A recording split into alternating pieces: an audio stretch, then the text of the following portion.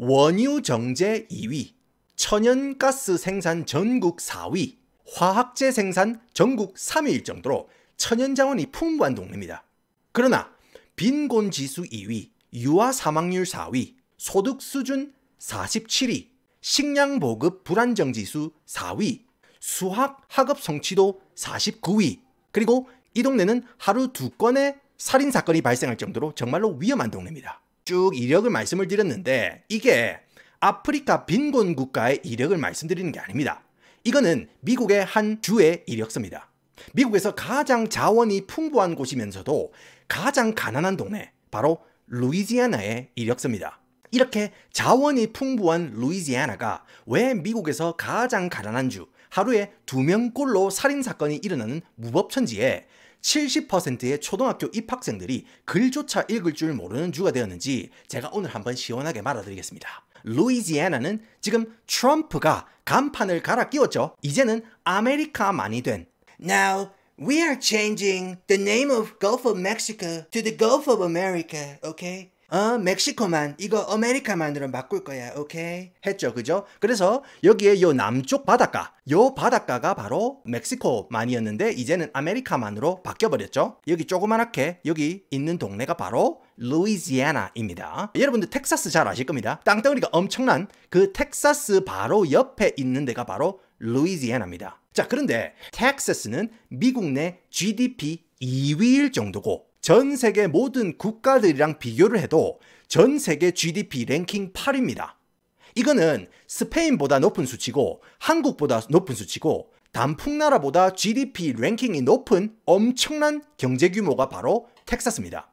근데 텍사스 바로 옆에 있는 게 루이지애나인데 일단 제가 안 되는 집 루이지애나 설명을 일단 말아드리고 옆 건물에 장사 잘 되는 집 텍사스를 비교를 하면서 왜 루이지애나가 노답인지 제가 같이 진도를 빼드릴게요.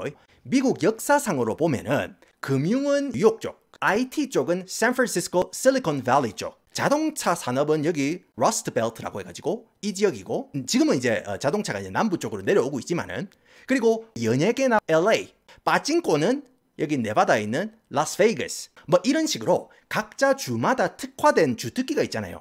그런데 루이지애나 이 동네는 석유 정제 산업이 엄청 발달되어 있습니다. 가면은 전부 다 석유 정제 공장이야.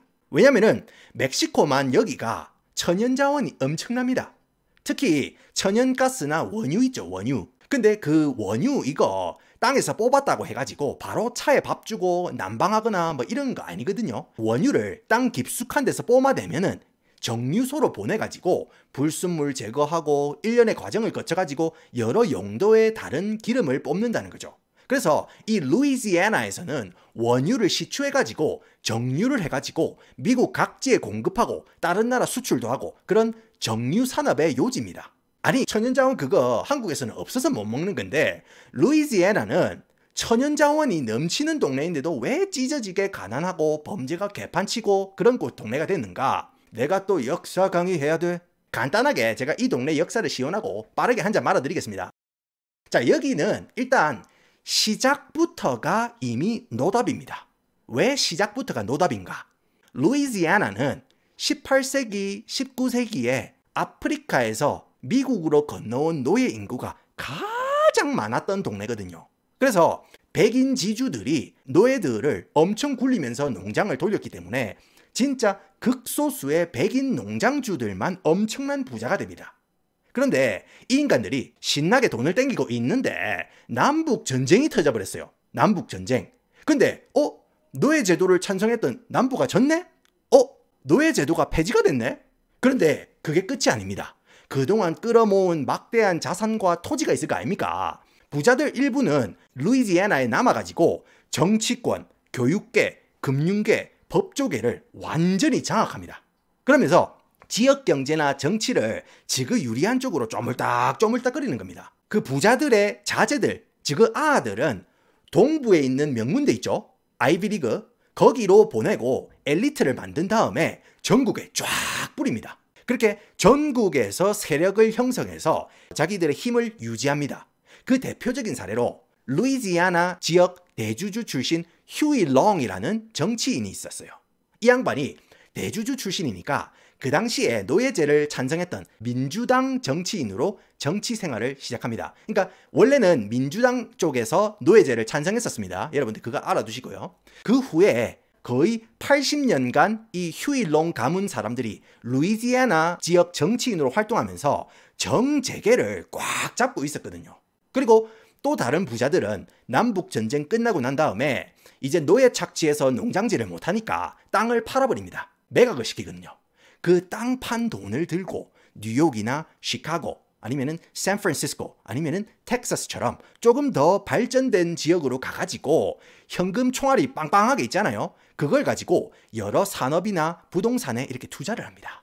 그런 식으로 재산을 증식하면서 귀족 지위를 대대로 이어갑니다.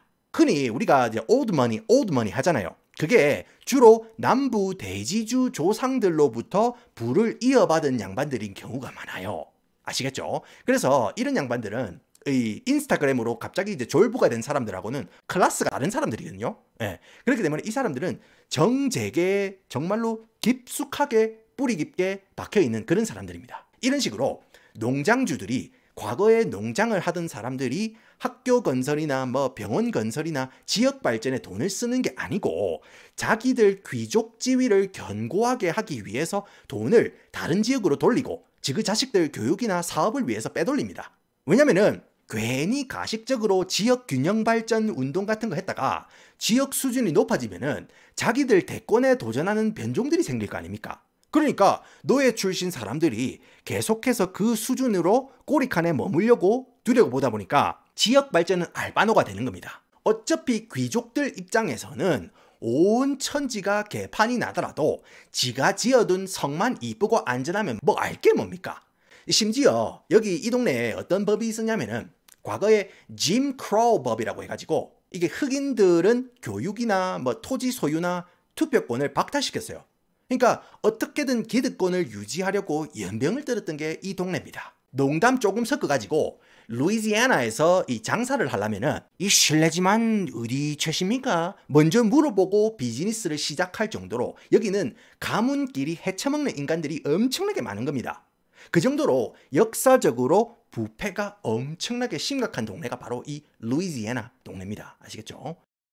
자, 그러면은 여러분들 이렇게 물어보시겠죠. 아니, 더시야, 그러면은 왜 중앙정부, 중앙연방정부는 루이지애나 적폐를 청산을 안 하는 거냐? 하실 수 있겠습니다. 미국은 연방제 국가입니다. 그래서 50개의 다른 나라가 합쳐진 국가입니다. 여러분들 EU 아시잖아요. EU가 스페인하고 프랑스가 다른 나라인 것처럼 미국도 연방제 국가라 가지고 이게 50개의 다른 나라가 합쳐져서 만든 국가입니다. 그러다 보니까 주마다 국기가 다 따로 있고 정부도 따로 있어요. 주마다 따로 있는 정부를 주정부라고 하고 주정부 내에도 법무부, 교육부, 재정부 뭐 이런 게 다 갖춰져 있습니다. 세트로. 그리고 주정부 내에도 이제 지방정부가 있거든요. 연방정부가 제일 윗대가리에 있고 그 다음에 주정부고 그 다음에 지방정부, 그죠? 시청이라든지 구청이라든지 이런 식으로 그런 시청이나 구청에도 법무부, 교육부, 재정부 다 갖춰져 있습니다. 세트로. 그러니까 연방정부, 주정부랑 같은 방식으로 밑으로 쭉쭉 포진이 되어 있다는 겁니다. 그래서 내일 딱 떼가지고 독립해도 어느 정도 알아서 잘 돌아갈 수 있을 정도로 주마다 따로 정부 체계가 갖춰져 있습니다. 그래서 뭐 심심하면은 뭐 캘리포니아 뭐 독립한다, 뭐 텍사스 독립한다 그런 이야기가 바로 그런 식으로 정부가 다 갖춰져 있기 때문에 그 양반들이 이제 믿는 구석이 있으니까 와리가리를 치는 겁니다. 아시겠죠? 자, 그런데 연방정부는 각 주에 제한된 권한만 행사할 수 있거든요. 특히 교육, 치안, 선거, 도시개발 같은 거는 중앙정부도 이 주정부를 건들기가 상당히 까다로운 영역입니다. 그래서 주정부가 협조를 안 하면은 중앙연방정부가 뭘 할 수가 없어요. 심지어 이 연방정부에서 주정부들 쓰라고 예산을 이렇게 찔러주는데 이 연방정부 예산 사용하는 것도 주정부가 결정합니다. 그러니까 주정부를 꽉 잡고 있는 기득권들이 지그 유리한 방향으로 사용을 해도 중앙정부가 이거를 가지고 개입을 할 수가 없는 겁니다. 약간 애매한 겁니다. 예를 들어 가지고 우리 어릴 때 제가 이제 세배를 해가지고 세뱃돈을 받잖아요. 나는 그걸로 문방구 뛰어가가지고 장난감도 사고 미니카도 사고 사탕도 사고 하고 싶은데 엄마가 할머니한테 세뱃돈을 가로채가지고 그죠? 호주머니에 넣고 나중에 필요할 때 엄마가 꺼내줄게 이런 식으로 이야기를 하잖아요. 그거랑 똑같습니다. 할머니는 엄마가 그 돈으로 김치 냉장고를 사는데 보탤지 화장품 살 때 또 보탤지 알게 뭡니까? 그거랑 똑같습니다. 연방정부가 시민들이나 지방정부에 쓰라고 돈을 주잖아요. 그러면은 주정부가 호주머니에 넣고 시민들이나 지방정부는 그거를 어디다 쓰는지 알 수가 없는 겁니다. 그리고 제가 예전에도 이 대선 전에 영상으로 만들어 드렸지만은 미국은 로비가 합법입니다. 그래서 루이지애나 옛날에 농장질 하면서 자본 축적한 그런 양반들 있죠. 그 양반들이 지금은 석유 자본이랑 부동산 자본을 꽉 쥐고 있단 말이죠. 그 막대한 돈을 가지고 워싱턴 정치인들한테 사과상자를 부지런하게 배달시키고 있습니다. 그리고 뭐 한 번씩 만나가지고 아이고 늦어서 죄송합니다 회장님, 넣는 게 귀찮으면 죽어야죠, 영차! 정기적으로 꽃 한 주도 한 잔씩 때리고, 그뿐만 아니고 아까 제가 말씀드렸잖아요. 대를 이어가지고 동부 명문대 보낸 자식들이 엄청나게 많다고 제가 말씀을 드렸죠. 그 자식들이 좋은 대학교 나와가지고 좋은 직장이나 뭐 좋은 사업하면서 이미 엘리트가 되어가지고 미국 정재계 수두룩 빽빽하게 뿌락지로 꼽아놨기 때문에 섣불리 중앙정부도 루이지애나 이 부패 청산에 손을 못 댑니다. 만약에 중앙연방정부가 Let me tell you this, Ray. Louisiana is such a disgrace. Your state is terrible, okay? We gotta change this thing, okay? It's so beautiful. I'm gonna make it so beautiful, okay? 야, 루이지애나. 너네 똑바로 안 하면은 우리가 개입한다? 사실은 루이지애나 거기가 우리 공화당 표밭이라서 내가 뭐 빡세게 개입은 안 할 거야. 그러니까 너희가 알아서 잘해, 오케이?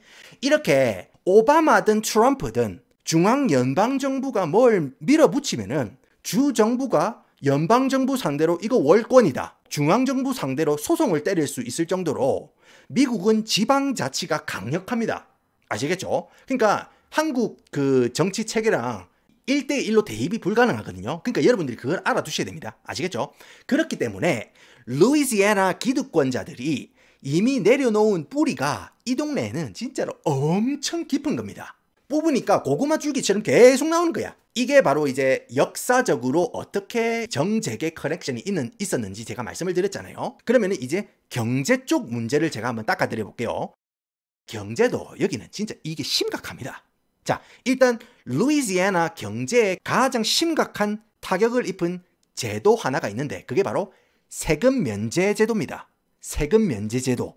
이게 뭐냐면은 루이지애나 주 정부가 주 이 영토 안에 여러 기업들이나 다양하고 굵직굵직한 산업을 유치해가지고 경제를 발전시켜야 된다면서 우리 루이지애나에 공장을 세우면 이 고독한 승부사 장피루가 세금을 면제해주겠습니다. 이런 식으로 새로 들어오는 기업들은 물론이고 기존에 이미 있었던 정유, 가스, 석유, 화학 대기업들도 전부 다 세금 면제를 때려줍니다. 이 제도가 표면적인 이유는 기업 세금을 면제를 해주면은 뭐 여러 기업들이 루이지애나로 들어와가지고 일자리도 창출되고 그러면은 사람들이 일을 하게 되고 봉급을 타기 시작하면은 소비도 증가하고 지역 경제 활성화가 되지 않겠냐는 그런 표면적인 명분이 있는 겁니다. 그런데 지금 이 세금 면제 이게 요 동네 발전의 가장 큰 족쇄가 됐어요. 왜냐면은 루이지애나로 들어온 기업들 면면을 보면은 뭐 첨단 하이테크 산업이 아니고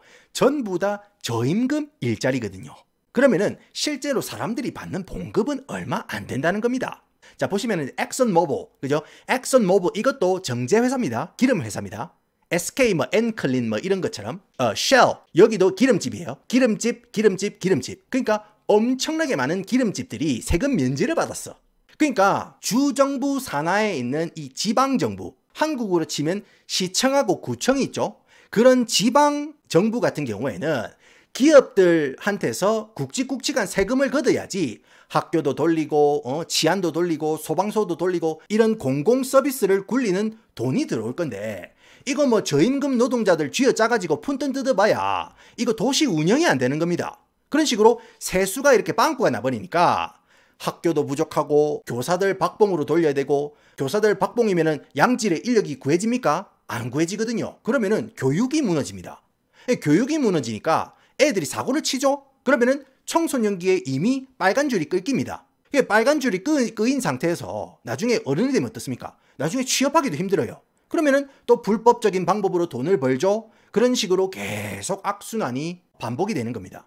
여러분들 교육 제가 말씀을 드렸는데 이게 뭐 국영수 뭐 학교에서 쪼우고 그런 교육이 아니고 교육을 하면서 사람들이 인내도 배우는 거고 이번 학기에 내가 어떻게 해서 좋은 학점을 받아야겠다 그런 계획도 세우는 것도 교육의 일부분이거든요. 그런 자기 절제라든지 계획을 하고 그거를 실천하는 그런 것도 학교에서 다 배우는 건데 이게 교육이 무너지니까 전부 다 와르르 무너지는 겁니다.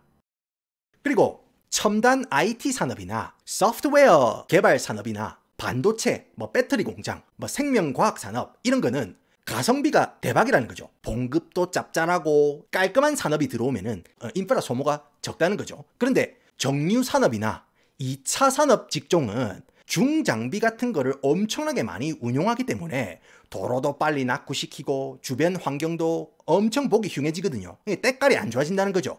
그러면은 낡고 낙후됐을 때 그거를 또 고치려니까 돈이 없어요. 그런 식으로 흉해지면은 관광도 끊깁니다. 그리고 루이지애나는 정유 산업에 거의 다 몰빵이 되어 있기 때문에 석유나 가스처럼 국제 정세에 민감한 산업 같은 경우에는 이 석유 파동 한번 일어나면은 관련 직종 종사자들이 무더기로 잘립니다. 그러면은 루이지애나에 살고 있는 엄청난 수의 주민들이 한 방에 실직하게 되는 경우가 또 생기거든요. 사람들이 실직하면 어떤 일이 생깁니까? 또 세금이 안 거치거든요. 세금이 안 돕니다. 심지어 이제는 사람들이 실직자가 됐기 때문에 이 실직자들을 부양하기 위해서 정부에서 돈을 또 풀어야 됩니다. 그러면은 또 사람들 생각에 아싸리 이 보조금 받고 살지 굳이 내가 왜 일을 해야 함? 산업이 다시 호황이 되고 그렇게 된다고 하더라도 사람들이 다시 일자리로 굳이 돌아가지 않는다는 거죠. 내가 왜 그죠? 김 과장이랑 내가 또 부대 끼면서 부닥거리를 해야 돼? 그냥 보조금 받으면서 그냥 고만고만하게 살지 이런 식이 돼버리는 겁니다. 그러니까 세금이 안 돌고 세금이 제대로 안 쓰여지면은 그 지역 전체가 완전 개박살이 난다는 겁니다. 사실은 기업 세금 면제가 나쁜 것만은 또 아닙니다. 옆 동네 장사 잘 되는 텍사스를 제가 비교를 해드리면은 이게 텍사스입니다, 여러분들. 루이지애나 같은 경우에는 주 정부에서 세금 면제 프로그램을 운영하기 때문에 지방 정부 그러니까 뭐 시청이나 구청은 그거에 대해서 전혀 관여를 못한다고 제가 말씀을 드렸지 않습니까? 근데 텍사스의 경우에는 기업들이 들어오면은 세금 면제를 해주지만은 이런 세부 사항을 지방정부가 기업들이랑 직접 협상을 때립니다. 그러니까 지방정부 시장이나 구청장이 만약에 반도체 공장을 유치하고 싶다. 그러면은 반도체 공장 책임자랑 딜을 봅니다. 아이, 우리 구에서 이 반도체 공장을 지으시면 세금을 면제해드리겠습니다. 아이, 그 대신 학교랑 공원, 돌담병원을 좀 세워주십시오. 그런 식으로 도와주시면은 우리 지역 살린다. 무슨 일이 있어도 살린다. 그런 그림이 나온다는 거죠. 이런 식으로 기업은 지역사회에 공헌했다는 명분으로 이미지 관리도 하고 세금을 안 내니까 돈도 절약하고 사람들은 받은 봉급으로 더 나은 삶을 살고 지방정부는 또 사람들이 받은 봉급에 세금을 때려가지고 지역 살림에 사용을 하고 왜냐면은 이미 기업에서 학교랑 공원, 병원은 다 기업이 세워줬으니까 이런 식으로 상생하는 딜을 해야 되는데 루이지애나는 이미 기득권들이 기업이랑 꽁냥꽁냥 헤쳐먹고 밑에는 국물도 안 주니까 이게 개판이 안 날라야 안 날 수가 없는 겁니다. 자, 그러면은 루이지애나주 노답 3요소 중에 마지막 요소 바로 자연재해입니다. 뭐 우리야 옆 동네 일본 애들이 자연재해로 개박살 나고도 계속 복구하고 살아가고 있으니까 이건 뭐 어느 정도 자연재해는 극복이 가능한 거 아님? 그런 거에 익숙하잖아요. 뭐 자연재해로 뭐 한방에 간다 하는데 누가 한방에 갔습니까? 그런 식으로 계속 이런 식으로 복구 하는데 전 세계적으로 봤을 때 자연재해로 엄청난 피해를 입고 난 다음에 복구를 못하고 엎어진 나라가 한두 군데가 아닙니다. IT 여기 제가 실제로 자원봉사를 간 적이 있는데 여기는 2010년도에 지진이 엄청 심하게 나가지고 진짜 온 나라 건물이랑 도로가 그냥 개박살이 났었어요. 15년 정도 지났는데 아직도 복구를 못하고 있습니다. 전기 수도도 거의 없다고 보면 되거든요. 그 IT 이외에도 뭐 필리핀이라든지 아니면 소말리아라든지 아니면 파키스탄이라든지 벵글라데시라든지 케냐 같은 그런 국가들도 홍수나 지진으로 진짜 개박살이 나는 그런 국가들이거든요. 보면은 루이지애나도 비슷비슷합니다. 여러분들 이제 허리케인 카트리나 기억하십니까? 진짜로 온 동네가 쑥대밭이 됐거든요. 아직도 피해가 그대로 남아있는 지역도 많습니다. 이렇게 매년 허리케인이 불도저처럼 쭉 밀고 가는 동네가 바로 이런 루이지애나 동네거든요. 그러면은 피해복구로 또 돈이 들어가죠. 이거 피해복구한다고 또 모금하거나 중앙연방정부가 또 돈 던져주면은 그것도 윗대가리들이 헤쳐먹죠. 이러니 뭐가 잘 될 일이 있겠습니까? 답이 없는 겁니다. 이렇게 오랜 시간 동안 계속되어 온 약탈이 만든 구조적 문제, 그리고 주정부의 답 없는 경제정책, 그리고 자연재해까지 이런 완벽한 삼중주의 난리 부르스가 루이지애나를 힘들게 만드는 겁니다. 그러고 보면은 빵빵한 자원을 가지고 경제적으로 힘들어하는 이 여러 아프리카 국가 아니면은 아시아 빈곤 국가가 가지고 있는 요소들을 그대로 가지고 있는 게 바로 루이지애나가 되겠습니다. 오늘은 세계 초강대국 미국에서 마치 제3세계 빈곤 국가의 모습을 보이고 있는 루이지애나에 대해서 설명을 드려봤습니다. 이런 루이지애나에 대해서 어떻게 생각하시는지 여러분들의 의견을 댓글로 남겨주시고 오늘도 함께 해주셔서 감사합니다.